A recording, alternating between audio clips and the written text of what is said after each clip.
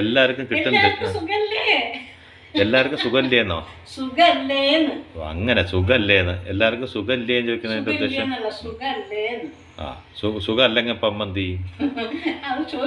ഇപ്പൊ ഇത്രയും ആൾക്കാർക്ക് സുഖമില്ല, പനിയാണ് ഇപ്പൊ എല്ലാവർക്കും. നമുക്ക് വൈദ്യം ചെയ്യാൻ പറ്റുമോ? എൻ്റെ ഇഷ്ടം എൻ്റെ കുടുംബക്കാരോട് ഞാൻ ചോദിക്കും സുഖല്ലേന്ന്.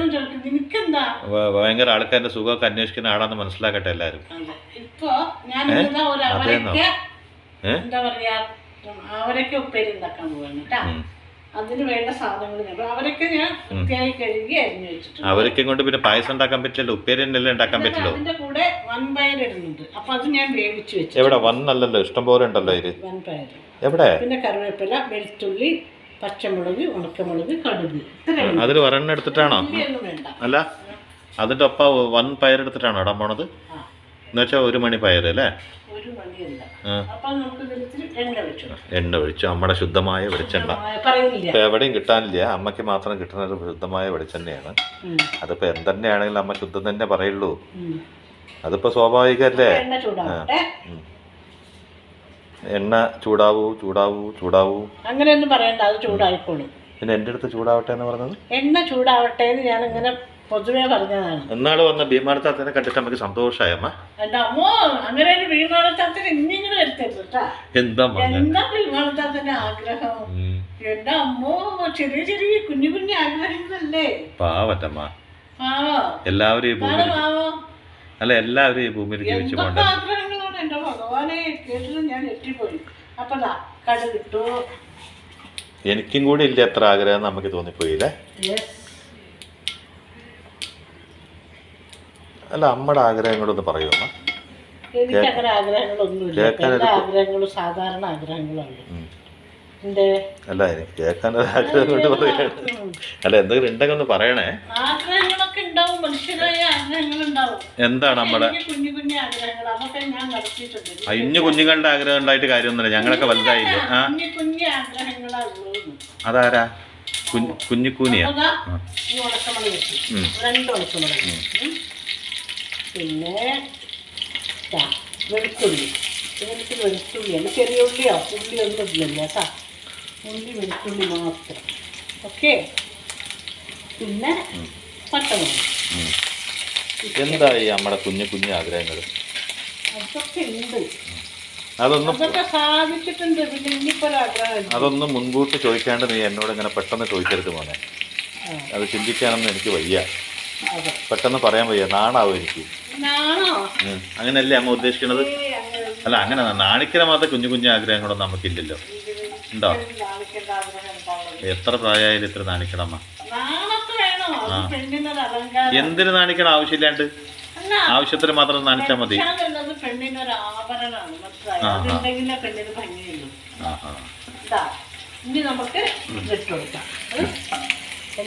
അപ്പൊ വെറുതെ നമ്മളൊന്ന് ലജ്ജ പെട്ടുകൊണ്ടിരിക്കണം, അതെ അതൊരു ഭംഗിയാണല്ലേ. ലജ്ജ വേണം, പെണ്ണായ ലജ്ജ വേണം. പെണ്ണിന് ലജ്ജ ഉണ്ടെങ്കിൽ അല്ല പരസ്യത്തിൽ അങ്ങനെയല്ലല്ലോ, പെണ്ണായ പൊന്നു വേണം എന്നാണല്ലോ പറയുന്നത്.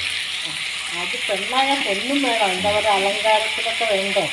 അതില്ലെങ്കിലും കുഴപ്പമില്ല. ലജ്ജയും പെണ്ണിനൊരു ആഭരണമാണ്.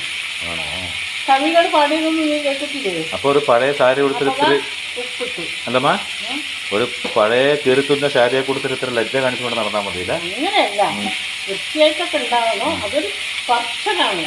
തീരെ ലജ്ജയില്ലെങ്കിൽ പെണ്ണിനതൊരു എന്താ പറയുക. ഇവിടെ ഇപ്പൊ അമ്മ ഒരു കല്യാണത്തിന് പോവാണ്, ഒരു പഴഞ്ചൻ സാരി ഞാൻ അമ്മയ്ക്ക് എടുത്തു തരും, ഇത് എടുത്തിട്ട് പോയാൽ മതി എന്ന്. എന്നിട്ട് ലജ്ജ എന്തായാലും സ്വന്തമായിട്ട് നമ്മുടെ കയ്യിലുണ്ടല്ലോ, അതുകൊണ്ട് പൊക്കോളൂ അമ്മ.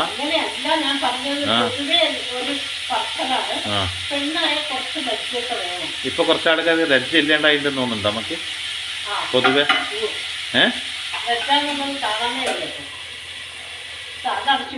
അതെ, എന്റെ അമ്മ അത് കാണിച്ചാലല്ലേ എന്റെ അമ്മ കാണുള്ളൂ. അതെ, അതിപ്പോ ഇല്ലാണ്ടായിട്ടുണ്ട്, ഞാൻ എവിടെയും കാണണേ ഇല്ല.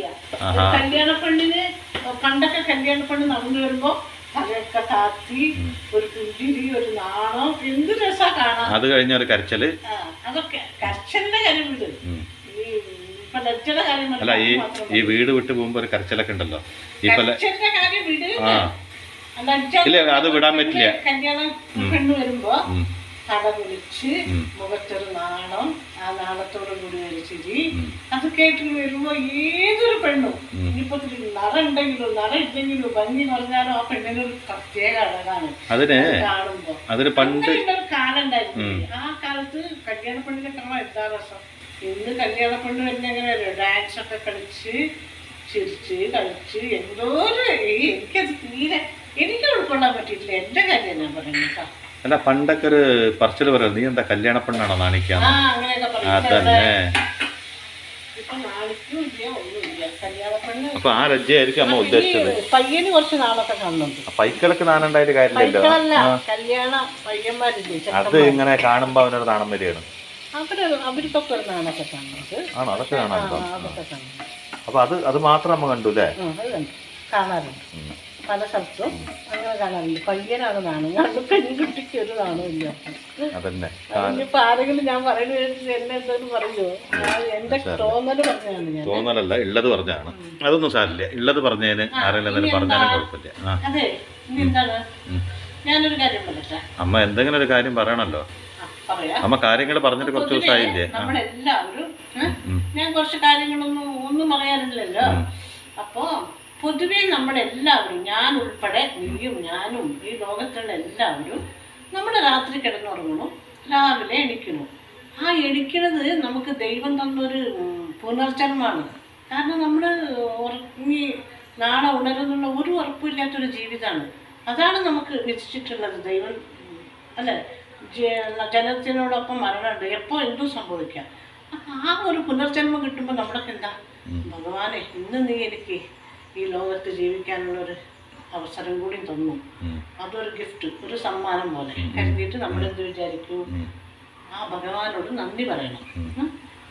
പക്ഷേ അതിനേക്കാളും കൂടുതൽ ഇപ്പോൾ കണ്ടത് ഇന്നത്തെ ദിവസം നമുക്ക് തന്നല്ലോ. അപ്പം ഇന്നത്തെ സന്തോഷങ്ങൾ ഉണ്ടാവും, നമുക്ക് എന്തൊക്കെയോ ചെയ്ത് കൂട്ടാനുണ്ടാവും, നമുക്ക് അനുഭവിക്കാനുള്ള സന്തോഷവും എന്തെങ്കിലുമൊക്കെ നല്ല കാര്യങ്ങൾ ചെയ്യാനും എല്ലാം ഉണ്ടാവും. ഇന്നാണ് ജീവിക്കാനുള്ള സമയം, അതാണ് ഉദ്ദേശിക്കുന്നത്. ഇന്ന് ജീവിക്കാനുള്ള സമയമാണ്, ഇന്ന് സന്തോഷിക്കാനുള്ള സമയമാണ്. ഇന്ന് ചില ദുഃഖങ്ങളുണ്ടെങ്കിൽ അത് നിനക്ക് പരീക്ഷണങ്ങളാണ്. ഇന്ന് കാണുന്ന കാഴ്ചകൾ നിനക്ക് ദൈവം തന്നതാണ്. ഇന്ന് നിനക്ക് ജീവൻ ഉണ്ടെങ്കിൽ അത് നിന്റെ പുനർജന്മമാണ്. അതാണ് അങ്ങനെ ഉള്ളപ്പോ നമുക്ക് അത് മലയാളത്തിൽ പെട്ടെന്ന് കിട്ടില്ല. അതാണ് എന്റെ മലയാള പണ്ഡിതോ ഇംഗ്ലീഷിൽ പറഞ്ഞാൽ മതി, അവർക്ക് മനസ്സിലാവും. അപ്പോ അങ്ങനെയുള്ള ജീവിതം കിട്ടിയാൽ നമ്മൾ ഇന്നില് ആ സന്തോഷം അനുഭവിക്കണം. അതിനിപ്പോ ദുഃഖമാണെങ്കിലും നമുക്ക് സന്തോഷം ദുഃഖമൊക്കെ സമ്മിശ്രമായതാണല്ലോ ജീവിതം. അതാണെങ്കിലും നമ്മുടെ ഇന്നത്തെ ഈ ദുഃഖം നമുക്ക് എന്നും നിരന്തരമായിട്ടുണ്ടാവില്ല. സന്തോഷമാണെങ്കിലും അങ്ങനെ ഉണ്ടാവും. അപ്പൊ ഇന്നത്തെ ദിവസം പിന്നെ അമ്മയ്ക്ക് ഒരു ചോദ്യം, ചില കാര്യങ്ങൾ ഓർത്തിട്ട് അമ്മ ചില ദിവസങ്ങൾ ദുഃഖപ്പെടാറുണ്ടല്ലോ. അപ്പൊ ഞാൻ പറയില്ലേ, നമുക്ക് വിധിച്ച് നമുക്ക് വിധിക്കാത്ത നമുക്ക് പറയുമ്പോ എന്തിനു ദുഃഖപ്പെടണോ? അപ്പൊ ഞാൻ പറഞ്ഞില്ലേ, എന്നെ ഉൾപ്പെടുത്തി അമ്മേനെ ഉൾപ്പെടുത്തിയിട്ടാണെങ്കിൽ പിന്നെ ചോദ്യം ചോദിക്കാൻ പാടില്ല. പറഞ്ഞു ഞാൻ മിണ്ടാണ്ടിരിക്കണം. അപ്പൊ ദിവസം ആസ്വദിക്കാൻ അല്ല, ഞാൻ മിണ്ടോട്ടെ ഇടയ്ക്ക്. എന്താണെങ്കിലും കഷ്ടാണെങ്കിലും അതിനെ നമ്മൾ തരണം ചെയ്യാം. ഇന്നത്തെ ദിവസം കഴിഞ്ഞോട്ടെ, നാളത്തെ നമുക്ക് പിന്നെ ആലോചിക്കാം. നാളത്തെ നമുക്ക് ഇപ്പൊ ആലോചിക്കേണ്ട ആവശ്യമില്ല. ഇന്നത്തെ ദിവസം ഇന്ന് സന്തോഷമായിട്ട്, അത് ദുഃഖമാണെങ്കിലും സന്തോഷമാണെങ്കിലും അതങ്ങോട്ട് കഴിഞ്ഞു പോട്ടെ. നാളെ എന്നുള്ള ചിന്ത നമ്മൾ വിചാരിക്കുകയില്ല. നാളെ എന്ത് ചെയ്യും, നാളെ ഇങ്ങനൊരു സംഭവം ഉണ്ടല്ലോ, അതിനിനി എന്ത് ചെയ്യും, ഇന്ന് തന്നെ ആലോചിക്കും. നാളത്തെ കാര്യം ഇന്ന് നമ്മൾ ചിന്തിക്കും. അപ്പൊ അതിനെ ആസ്പദമാക്കി ഞാനൊരു കഥ പറയും. കുറേ ദിവസമായിട്ട് ഞാൻ കഥ പറഞ്ഞു. അമ്മ എന്തിനാണ് ആസ്പദമാക്കണമെന്ന് പറഞ്ഞാൽ, നാളെ വിചാരിച്ച് ഇന്ന് ജീവിക്കാൻ മറന്നുപോയ വ്യക്തികൾക്ക് വേണ്ടി അമ്മ പറയാൻ പോകുന്ന കഥയാണോ? അപ്പൊ ഈ പയർ ഇതിലിടാം, വേവിച്ചതാണ്. ഇതിൽ കിടന്നിട്ട് ഇതെല്ലാം കൂടി ഒന്ന് മിക്സായി. ഇതിൽ വേണമെങ്കിൽ മഞ്ഞളിടാം, പക്ഷെ ഞാൻ ഇടാത്ത എന്താ അറിയോ, ഈ കളറ് മഞ്ഞൾ ഇടുമ്പോൾ ആകെ ഒരു മഞ്ഞ കളറായിരുന്നു. ഈ പച്ചയും ഈ പയറിൻ്റെ നിറവും ഇതൊക്കെ കൂടി ഇങ്ങനെയുള്ളതാണ് എനിക്കിഷ്ടം. അപ്പോൾ ഇത് ഒന്നിങ്ങനെ കിടന്ന് ആയിക്കഴിഞ്ഞാൽ അത് പെട്ടെന്ന് വേഗത്താണല്ലേ. അപ്പോൾ ഇതൊരു 5 മിനിറ്റിൽ വേവും, നമുക്ക് ഓഫ് ചെയ്യാം. ഇപ്പോഴല്ല, ഒരു 5 മിനിറ്റ് കഴിഞ്ഞിട്ട് അത് വരെ ഇങ്ങനെ കിടച്ചിട്ട് നമ്മുടെ കഥ തുടങ്ങാം. 5 മിനിറ്റ് ഞാൻ ഓർമ്മിപ്പിക്കണം, അത് അമ്മ ഓഫ് ചെയ്തോ? ചിലപ്പോൾ ഓർമ്മിപ്പിക്കണം. അപ്പൊ എന്താ അറിയോ, നമ്മള് അപ്പൊ ഇന്ന് ജീവിക്കാൻ മറന്നുപോകും. അതിപ്പോ 10-12 ഭാഷയായി പറയണു. അപ്പൊ അതിനെ ആസ്പദം നോക്കി ഞാനൊരു കഥ പറയും. ഈ ആസ്പദം ഇപ്പൊ 3ാമത്തെ ഭാഷ ആക്കണത് അങ്ങനെയൊക്കെ സംഭവിച്ചു പോകും. കുറെ ദിവസമായിട്ട് കഥയൊന്നും പറയാൻ പറയാത്ത കാരണം എനിക്ക് എന്തൊക്കെയോ ഒരു തപ്പലോ മനസ്സിലാവും, അതെനിക്ക് ക്ലിയർ ആയിട്ട് മനസ്സിലാവുന്നുണ്ട്. പണ്ടാണെങ്കിൽ ദിവസം അങ്ങനെ ഓരോന്ന് പറയുമ്പോൾ എനിക്ക് അതിന് കിട്ടും. ഇപ്പൊ അങ്ങനെയൊക്കെ വരും. അതിനെ നീ ഇങ്ങനെ കുറ്റപ്പെടുത്തരുത്. അല്ല, ഓർമ്മിപ്പിച്ചു തന്നാണ്, കുറ്റപ്പെടുത്തിയതല്ല. അപ്പോ ഒരു നാട്ടിലെ ഒരു രാജാവ്. അയ്യോ എന്റെ ഭഗവാനെ, ഈ രാജാവിനെയൊക്കെ ഞാൻ കേട്ടിട്ടും കണ്ടിട്ട് 3-4 മാസമായി. പറഞ്ഞോളൂ. അയ്യോ, എന്റെ കഥയില് രാജാവും മഹർഷി സന്യാസി ഇങ്ങനെ എല്ലാം ഉണ്ടാവും കേട്ടോ. നീ അങ്ങനെ കളിയാക്കി. പക്ഷെ പിച്ചക്കാരനൊന്നും ഉണ്ടാവില്ല അവിടെ. ഉണ്ടാവുമോ? നന്നായി. അപ്പോ ഒരു നാട്ടിലെ ഒരു രാജാവ്. അപ്പൊ രാജാവ് എന്താ അറിയോ, എല്ലാ കലകളെയും അയാൾക്ക് ഇങ്ങനെ എന്താ പറയാ, കലകൾക്കൊക്കെ പ്രോത്സാഹനം കൊടുക്കുന്ന ആളാണ്. അപ്പൊ അങ്ങനെ ഡാൻസ്, നല്ല കലാവാസനയുള്ള ഒരു മനുഷ്യനാണ്. കലാവാസനയുള്ള ഒരു മനുഷ്യനാണ്. അത് മനസ്സിലായി. അപ്പൊ അങ്ങനെയുള്ള ഒരാളാണ്. അപ്പൊ എന്താന്ന് പറഞ്ഞാൽ അന്നേ ദിവസം എല്ലാം ഇങ്ങനെ ഓരോന്നൊക്കെ ഓരോരോ ദിവസം ഓരോരോ ഇതല്ലേ. അപ്പൊ ഒരു ദിവസം ആളുകൾ കുറെ മാജിക് കാട്ടുന്ന ആൾക്കാരില്ലേ, അതായത് കൺകെട്ട് വിദ്യ, അങ്ങനെ പല കാര്യങ്ങളും. രാജഭരണം ഒന്നും ഇല്ല, ഏത് നേരം അങ്ങനെ ഓരോ കാര്യങ്ങൾ ചെയ്തുകൊണ്ടിരിക്കുന്ന രാജാവ്. ആൾക്ക് ഒരു എപ്പോഴെങ്കിലും ഒരു ദിവസം, എല്ലാ ദിവസം അല്ല. അല്ല, അമ്മയ്ക്കൊക്കെ രാജഭരണം കൊടുത്ത മിക്കവാറും അങ്ങനെ ആയിരിക്കും. പറഞ്ഞോളൂ. അപ്പൊ കഥയിൽ ചോദ്യമില്ല, അങ്ങനെ പറയരുത്. ചോദിക്കുന്ന കഥകൾ പറഞ്ഞാൽ മതി. അപ്പൊ എന്താന്ന് പറഞ്ഞാൽ ഇന്നൊരു ഈ അന്നേ ദിവസം മാജിക് ഒക്കെ കാണിച്ച് ഇങ്ങനെ കണ്ടിട്ട് വിദ്യ അങ്ങനെയൊക്കെ ഇല്ലേ പണ്ടത്തെ ഉണ്ടായിരിക്കും. അതൊക്കെ കളിച്ചുള്ള ആൾക്കാരെ അവരെ സന്മാനിക്കുക, അവർക്ക് നല്ല നല്ല ഇത് കാഴ്ചകൾ കാണിക്കുന്ന ആൾക്കാർക്ക് സമ്മാനം കൊടുക്കുക, അങ്ങനെ ഒരു വിളംബരം ചെയ്യും. അപ്പൊ കുറേ ആൾക്കാർ വരും. അതിൻ്റെ കൂടെ കുറച്ച് കുറേ ആൾക്കാർ ഓരോരുത്തരും ഓരോരോ മാജിക് കളിച്ച് രാജാവിന് പാരിതോഷികം കൊടുക്കുക, പൂക്കൾ ഉണ്ടാക്കുക, മയില്, കത്ത, അങ്ങനെ പല ഇതൊക്കെ കൊടുത്തിട്ട് രാജാവ് ഭയങ്കര സന്തോഷം അതൊക്കെ കണ്ടപ്പോൾ അവർക്കൊക്കെ ഓരോരോ പാരിതോഷികങ്ങളൊക്കെ കൊടുത്തു. ഒരാൾക്ക് എന്താ വിചാരം അറിയോ, ഇവരൊക്കെ ഇങ്ങനെ സാധാരണ കാര്യങ്ങൾ കാണിച്ചിട്ട് ചെറിയ ചെറിയ പാരിതോഷികങ്ങൾ കൊടുക്കും. ഞാൻ പക്ഷെ നല്ലൊരു പാരിതോഷികം മേടിക്കണം. അപ്പോൾ എനിക്ക് ഇവരാരും കാട്ടാത്ത രീതിയിലുള്ള ഒരു മാജിക് കാട്ടണം എന്ന് ഒരാൾക്ക് ഒരു ചിന്ത. പാടെന്ത് ചെയ്തു, 5 മിനിറ്റ് ആയോന്ന് എനിക്കൊരു ചിന്ത. ഇല്ലല്ലോ, ഓഫ് ചെയ്തു. അപ്പൊ എന്താന്ന് പറഞ്ഞാൽ ഇയാളെന്താ അറിയോ, അങ്ങനെ ചെയ്യണമെന്ന് പറഞ്ഞിട്ട് ആളെന്താ ചെയ്തറിയോ, ഈ രാജാവിന്റെ തലയിലുള്ള കിരീടങ്ങൾ മായാക്കി. അപ്പോ ആ സദസ്സിലിരിക്കുന്ന എല്ലാവരും ചിരിക്കാൻ തുടങ്ങി. ആൾക്കാരിങ്ങനെ കാണുമ്പോൾ ഒരു ചിരിയൊക്കെ പതിവല്ലേ, അവർക്കതൊരു ഇതായി തോന്നി ചിരിക്കാൻ തുടങ്ങി. അപ്പോ രാജാവിന് ദേഷ്യം വന്നു. രാജാവ് നീ അവമാനിച്ച പോലെയല്ലേ, രാജാവിന്റെ കിരീടം അയാളുടെ ഏറ്റവും വലിയ ഇതല്ലേ, രാജാവിന് അപമാനിക്കപ്പെട്ടു എന്ന് പറഞ്ഞിട്ട് രാജാവിന് വിഷമവും ദേഷ്യമൊക്കെ ആയി. അപ്പൊ പിടിക്കാവനെ പറഞ്ഞിട്ട് സൈനികരോട് പറഞ്ഞിട്ട് പറയും ഇയാളെ കാരാഗ്രഹത്തിലിറക്കി 7 ദിവസം കാരാഗ്രഹം, 7-ാം ദിവസം അയാളെ തൂക്കിലേറ്റ്. 7-ാം ദിവസം രാജാവിന്റെ ഹാപ്പി ബർത്ത്ഡേ ആണോ? അങ്ങനത്തെ കഥയില് ചോദ്യം ഒരു 7 ദിവസം വെക്കണം, എന്നിട്ടേ കൊല്ലുള്ളൂ. അപ്പൊ 7-ാം ദിവസം തൂക്കിലേറ്റ്, അതുവരെ കാരാഗ്രഹത്തിൽ വെക്കുകയാണ്. അങ്ങനെ ഇയാള് അപ്പോഴും ഇയാളുടെ മുഖത്ത് യാതൊരു ഭാവ വ്യത്യാസമില്ല. എങ്ങനെയാണോ ഒരാൾ കൊല്ലം കൊണ്ടുപോകുമ്പോ ഭാവ വ്യത്യാസം ഉണ്ടാവുക? ഒരു സങ്കടമൊക്കെ ഉണ്ടാവില്ലോ, ഒരു അങ്ങനെ ആയിപ്പോയല്ലോ, അങ്ങനെ ഉണ്ടാവില്ല. അത് ശരിയാ, അങ്ങനെ ഇയാള് പോകും. അപ്പോൾ ഇയാളുടെ ഭാര്യ അതറിഞ്ഞതും ഭാര്യ കരഞ്ഞുകൊണ്ട് ഓടി വരും. ഇവിടെ കാരാഗ്രഹത്തിൽ പോയിട്ട് കാണും. കണ്ടിട്ട് പറയും നിങ്ങളിങ്ങനെ പാരിതോഷികം മേടിച്ചിട്ട് വരാമെന്ന് പറഞ്ഞിട്ട് വന്നിട്ട് നിങ്ങൾക്ക് ഇങ്ങനെ ഒരു ശിക്ഷയാണല്ലോ നിങ്ങൾ മേടിച്ചത് എന്ന് പറഞ്ഞിട്ട് ഭയങ്കര കരച്ചിൽ. അപ്പോൾ ഇയാൾ ചിരിച്ചുകൊണ്ട് നിൽക്കുന്നു. നിങ്ങൾക്കെന്താ പ്രാന്തായ മനുഷ്യ, ഇത്രയും വലിയ ശിക്ഷയൊക്കെ കിട്ടിയിട്ട് 7 ദിവസം കഴിഞ്ഞാൽ നിങ്ങൾ മരിക്കാൻ പോകണം, എന്നിട്ട് നിങ്ങൾ ചിരിക്കുകയാണോ എന്ന് ചോദിക്കും. അപ്പോൾ പറയും നീ എന്തിനാ കരയുന്നത്, ഇപ്പം ഞാൻ ജീവനോടെ ഇല്ലേ, ഇനി 7 ദിവസം എൻ്റെ മുന്നിലുണ്ടല്ലോ, അതിന് ഇന്നെന്നെ എന്തിനാ കരയുന്നത് എന്ന് പറയും. അപ്പോൾ ഇയാൾക്ക് എന്ത് പറ്റിയാണോ ശിക്ഷയൊക്കെ കിട്ടിയപ്പോൾ ഇയാൾക്ക് എന്തോ പറ്റിയെന്ന് പറഞ്ഞ് ഭാര്യ കരഞ്ഞിട്ട് ഇങ്ങനെ പോകും. അങ്ങനെ ഓരോരോ ദിവസങ്ങൾ കഴിഞ്ഞു പോയി. അപ്പോൾ അവിടെ വീട്ടിലിങ്ങനെ എണ്ണിക്കൊണ്ടിരിക്കുകയാണ് ഇവർ, ഭാര്യ ഇനിയിപ്പോൾ അപ്പം അങ്ങനെ അവസാനം ശിക്ഷ വിധിക്കുന്ന ദിവസം എത്തി. ആ ദിവസം എത്തിയപ്പോൾ രാജാവ് കുതിരപ്പുറത്ത് വരികയാണ് കാരാഗ്രഹത്തിൽ വന്നിട്ട്. ഇയാളോട് എന്തെങ്കിലുമൊക്കെ പറയുമല്ലോ ശിക്ഷ വിധിക്കുന്നതിന് മുമ്പ്. അപ്പം അതിന് വേണ്ടി പോയി വരുമെന്നൊക്കെ പറയണല്ലോ. അപ്പൊ വരിക വരുമ്പോൾ കുതിരപ്പുറത്ത് ഇയാൾ വരുന്ന കണ്ടപ്പോൾ തന്നെ ഇയാളുടെ മനസ്സിൽ എന്തോ ഒരു തോന്നലൊക്കെ വന്നിട്ടൊന്ന് പുഞ്ചിരിച്ചു. ആര്, ഈ മാജിക്. അങ്ങനെ അവിടെ വന്നു രാജാവ് പറഞ്ഞു നീ എല്ലാവരും എനിക്ക് പാരിതോഷികങ്ങൾ ഉണ്ടാക്കി എന്നെ സന്തോഷിപ്പിച്ചു, പക്ഷെ നീ എന്നിൽ നിന്ന് എൻ്റെ തലയിലെ കിരീടമായാക്കിയിട്ട് നീ എന്നെ അവമാനിച്ചു, അതുകൊണ്ടല്ലേ നിനക്ക് ഈ ശിക്ഷ വന്നത്. അപ്പൊ അതുകൊണ്ടല്ലേ എന്ന് പറഞ്ഞു. അപ്പൊ ഇയാള് കരയാണ്. ആര് അന്ന് ഇയാള് കരയാണ്. ആര് മരിക്കാൻ പോകണല്ലോ എന്നുള്ള വിചാരത്തിന് കരയാണെന്നാണ് രാജാവ് വിചാരിക്കുന്നത്. അതല്ല കേക്ക്. അപ്പൊ ഇയാള് കരയാണ്. കരയുമ്പോ പറയും, നീ എന്തിനാ കരയണത്? നീ ചെയ്ത തെറ്റല്ലേ? എന്റെ തലയിലെ കിരീടമായാക്കി നീ എന്നെ അപമാനിച്ചത് ശരിയാണോ? അതുകൊണ്ടല്ലേ നിനക്ക് ഈ ശിക്ഷ കിട്ടിയത്. മറ്റുള്ളവരൊക്കെ ചെയ്ത പോലെ എന്തെങ്കിലും ചെയ്യാൻ പാടില്ലായിരുന്നു നിനക്ക്. അപ്പോ രാജാവ് തെറ്റിദ്ധരിച്ചു. ഞാൻ കരയണത് അതിനല്ല. എന്താ അറിയോ, മരണം എന്നായാലും ഒരു ദിവസം ഉണ്ട്. അത് ചിലപ്പോൾ നേരത്തെ ആയിപ്പോവും, ചിലർക്ക് വൈകിട്ടാവും. എന്നാലും മരണം ഉറപ്പല്ലേ. അതിനെനിക്ക് ഒരു സങ്കടമില്ല. എൻ്റെ സങ്കടം എന്താണെന്നറിയോ, ഞാനൊരു കുതിര നിലത്താണല്ലോ നടക്കുക. പക്ഷെ ഞാൻ ആകാശത്തൂടെ പറക്കണ ഒരു കുതിരയെ സൃഷ്ടിക്കാനുള്ള ഒരു മാജിക്കിൻ്റെ പണിപ്പുരയിലായിരുന്നു. അപ്പോൾ അതെനിക്ക് സാധിച്ചില്ല. അത് തുടക്കം കുറിച്ചിട്ടേ ഉണ്ടായിരുന്നുള്ളൂ. അപ്പോഴാണ് ഇതിങ്ങനെ സംഭവിച്ചത്. ആ നിരാശയിൽ കരഞ്ഞതാണ് രാജാവേ എന്ന് പറയും. അപ്പൊ രാജാവിന് ഫ്ലാഷാണ്. ഇയാള് മാജിക് കൊണ്ട് പറപ്പിക്കുന്ന കുതിര ഉണ്ടാക്കുമോ? അപ്പൊ എനിക്ക് യുദ്ധസമയത്ത് അത് ഉപകരിക്കുമല്ലോ എന്ന് പറഞ്ഞിട്ട്, നീ പറഞ്ഞത് ശരിയാണോ? അതെ, എന്തേന്ന് ചോദിക്കും. എന്നാൽ പിന്നെ നിന്നെ ഞാനൊന്നും നോക്കിക്കൊള്ളുന്നില്ല. ഒരു വർഷം കഴിഞ്ഞിട്ട്, നീ ഒരു വർഷത്തിൽ എത്ര സമയം പിടിക്കും? നമുക്ക് ഒരു വർഷം എന്ന് പറഞ്ഞു. എന്നാൽ പിന്നെ നിനക്ക് ഒരു വർഷം അങ്ങോട്ട് തന്നിരിക്കുന്നു. ആ ഒരു വർഷം കഴിഞ്ഞിട്ട് നീ അത് ചെയ്ത് എനിക്ക് സമ്മാനിക്കണം. അല്ലാന്ന് പറഞ്ഞാൽ ഇതേപോലെ നിന്നെ ഒരു 365 ദിവസം നിന്നെ തൂക്കിലേറ്റും. അങ്ങനെ വീട്ടിലേക്ക് പോയി അവിടെ എല്ലാവരും ഇയാളുടെ തൂക്കിലേറ്റിയെന്ന് വിചാരിച്ച് ഭയങ്കര കരച്ചിലൊക്കെയാണ്, ഭാര്യയും മക്കളും ഒക്കെ. അങ്ങനെ ഇയാൾ പോയപ്പോൾ അയ്യോ, എല്ലാവർക്കും സന്തോഷമായി.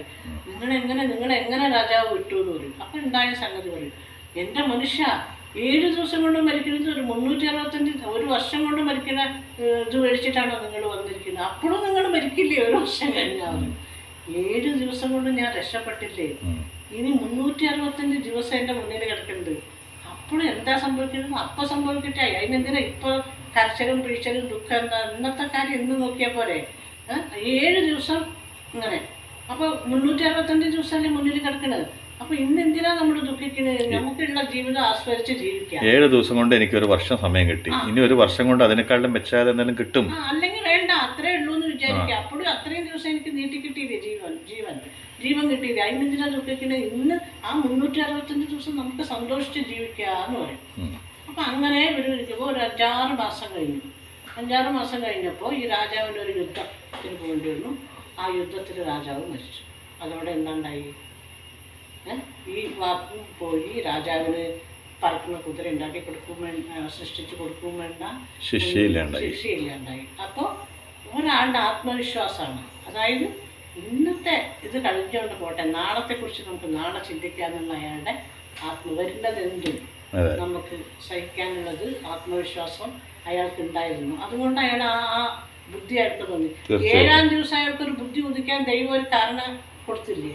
അതേപോലെ നമ്മുടെ സൃഷ്ടിച്ച ഭഗവാൻ നമുക്ക് ഒരു ദുഃഖം തന്നിട്ടുണ്ടെങ്കിൽ നമുക്ക് അതിനൊരു സന്തോഷവും തരും. ഇതിൽ 2 കാര്യങ്ങളുണ്ട്. ഒന്ന്, നാളെ ഒരു ബാങ്ക് ജപ്തി വരുന്നുണ്ട്, നാളെ എനിക്ക് എന്തോ സംഭവിക്കാൻ പോകുന്നുണ്ട്, അല്ലെങ്കിൽ നാളെ എനിക്ക് എന്തൊക്കെയോ പൊട്ട സംഭവിക്കാൻ പോകുന്നുണ്ടെന്ന് പറഞ്ഞ് ഇന്ന് തന്നെ ദുഃഖിച്ച്, ഇന്ന് ഭക്ഷണം കഴിക്കാണ്ട്, ഇന്ന് സന്തോഷിക്കാണ്ട്, നാളത്തെ പറ്റി ചിന്തിച്ച് ജീവിക്കാൻ നൽകിയിട്ടുള്ള ഈ ഒരു ദിവസത്തെ ഒരിക്കലും കളയരുത്. അതുപോലെ തന്നെ രണ്ടാമത്തെ ഒരു പാഠം കിട്ടുന്ന കഥയിൽ എന്താണെന്ന് പറഞ്ഞാൽ, അതിമോഹമുള്ളവനെ പറ്റിക്കാൻ വളരെ എളുപ്പമാണ്, പക്ഷെ ആത്മവിശ്വാസമുള്ളവൻ ഒരിക്കലും തോൽക്കില്ല. അങ്ങനെ 2 ലെസൺസ് നമുക്ക് ഇന്ന് കിട്ടും അല്ലേ? അപ്പോൾ നമ്മളെല്ലാവരും നേരത്തെ അമ്മ പറഞ്ഞ പോലെ എല്ലാവരും നാളെ എന്തോ സംഭവിക്കും, നാളെ എനിക്കെന്തോ ദുഃഖം വരാനുണ്ട്, അതിനെന്ത് ചെയ്യണമെന്ന് പറഞ്ഞുള്ള ചിന്തയിൽ ഇന്ന് ഈ ദിവസം നമ്മൾ നഷ്ടപ്പെടുത്തി കഴിഞ്ഞാൽ നമ്മുടെ ആരോഗ്യം ഇല്ലാണ്ടാവും. നാളെ നമുക്ക് ഉണ്ടാക്കാനുള്ള ആരോഗ്യം പോലും ഉണ്ടാവില്ല. അപ്പോൾ ഇന്നത്തെ ഈ ദിവസം സന്തോഷിക്കുക. നാളെ വരാനുള്ളത് ആ സർവശക്തനുണ്ട്. നാളെ എന്താണ് വിധിയെന്ന് ഒരിക്കലും നമ്മൾ എത്ര പ്രയത്നിച്ചാലും എഴുതി വെച്ചിട്ടില്ലെങ്കിൽ, നമ്മുടെ നെറ്റിയിൽ എഴുതി വെച്ചിട്ടില്ലെങ്കിൽ, ഞങ്ങളുടെ തിരക്കഥ ആ ദൈവൻ അങ്ങനെ സൃഷ്ടിച്ചിട്ടില്ലെങ്കിൽ ഒരിക്കലും സാധിക്കില്ല. അപ്പോൾ ആത്മവിശ്വാസത്തെ പണയം വയ്ക്കാതിരിക്കുക, നാളത്തെ പേടിയിൽ ഇന്ന് ജീവിതം നശിപ്പിക്കാതിരിക്കുക. അല്ലേ? നല്ലതാണ്. കഥ ഇഷ്ടപ്പെട്ടോ എന്ന് അവരോട് ചോദിക്കണം. എനിക്ക് ഇഷ്ടപ്പെട്ടു. അപ്പൊ കണ്ടില്ലേ, ഇത് നോക്ക്, വെറും പച്ചമുളകും വെളുത്തുള്ളിയും കടുക് മാത്രം. നമ്മൾ ഉണക്കമുളക് പൊട്ടിച്ച് താളിക്കും വിടില്ല, അതും ഇത്രയേ ഉള്ളൂ. പക്ഷെ ഇതിന് നല്ലൊരു ടേസ്റ്റാണ്. എന്താ പറഞ്ഞാൽ, എന്തെങ്കിലും ഒരു കറി ഉണ്ടെങ്കിൽ അതിൻ്റെ കൂടെ ഇത് സൈഡായിട്ട് കഴിക്കാം. ഇവിടെ എല്ലാവർക്കും ഇതുപോലത്തതാണ് ഇഷ്ടം. ഉണക്കമുളക് ചതച്ചിടലോ പൊടിയിടലോ അതൊന്നും ഇവർക്ക് ഇഷ്ടമല്ല. പക്ഷേ ഇത് ശരിക്കും പറഞ്ഞാൽ ഇങ്ങനെ നല്ല ടേസ്റ്റാണ്, നല്ല ഒരു ടേസ്റ്റാണ്. നിങ്ങളൊന്ന് ചെയ്ത് നോക്കൂ കേട്ടോ. ഓക്കെ, അപ്പോൾ ഇതൊക്കെ എല്ലാവരും ഒക്കെ ചെയ്യുന്നുണ്ടാവും. ഒന്നാമത് നിങ്ങളെ കാണാൻ വരുമ്പോൾ ഞാൻ എന്തെങ്കിലുമൊക്കെ കാണിച്ചു തരണ്ടേ. പിന്നെ കുറേ കാലമായി കഥ പറഞ്ഞിരുന്നത് വല്ലാത്തൊരു ഭാഷയിലായിരുന്നു. കഥ പറയാൻ എനിക്ക് ഭയങ്കര ഇഷ്ടമാണ്. അപ്പൊ ഞാൻ ദിവസം കഥ പറഞ്ഞു കഴിയുമ്പോൾ പറയും ഈ അമ്മയുടെ ദിവസം ഒരു കഥ എന്ന് പറയും കേട്ടോ. അങ്ങനെയൊന്നും ഞാൻ പറഞ്ഞിട്ടുണ്ട്. എനിക്ക് ദിവസം കഥയമ്മ പറയാനുള്ളത്. ഈ കഥ കേട്ട് കേട്ട് നമ്മുടെ ആൾക്കാര് അയ്യോ ഈ ചേച്ചി എന്ത് കഥയെ പറയണമെന്ന് പറയുന്നൊക്കെ പറഞ്ഞിട്ടുണ്ട്. എന്നോ ഒരു ഭാഷ പറഞ്ഞിട്ടുണ്ട്. അപ്പൊ ഞാൻ എനിക്ക് ആ പറയാനുള്ള മൂഡ് തോന്നി. എനിക്കാണെങ്കിൽ കഥ പറയാൻ ഭയങ്കര ഇഷ്ടം. ഇന്നിപ്പോ ഇവര് കഥ കേട്ട് ഇഷ്ടപ്പെടുകയാണെങ്കിൽ നമ്മ കഥ പറഞ്ഞോളൂ കേട്ടോ. ഓക്കെ, അപ്പൊ ഇനിയിപ്പോ മഴയൊക്കെയാണ്, അത് കാരണം ഞാൻ നിങ്ങളെ ആരെയും വിളിക്കില്ല. എന്താറിയോ, 5 മിനിറ്റ് തുറച്ചാ പിന്നെ മഴ. അപ്പൊ ഈ മഴയത്ത് നിങ്ങളെ ഞാൻ വരൂ ഊണ് കഴിക്കാൻ പറഞ്ഞിട്ട് ഇതൊക്കെ കൂട്ടിയിട്ട് ഊണ് കഴിക്കാൻ വിളിക്കണം. ബുദ്ധിമുട്ടിട്ട് എനിക്ക് വയ്യ. അപ്പൊ എന്തെങ്കിലും ഒരു കറിയും കൂടി വെക്കും ഞാന്. അപ്പൊ ഇത് കാണിച്ചു, ഇനി അത് 2 കൂടി കാണിക്കാനൊന്നും സമയമില്ല അല്ലേ. അപ്പൊ എല്ലാവർക്കും ബൈ.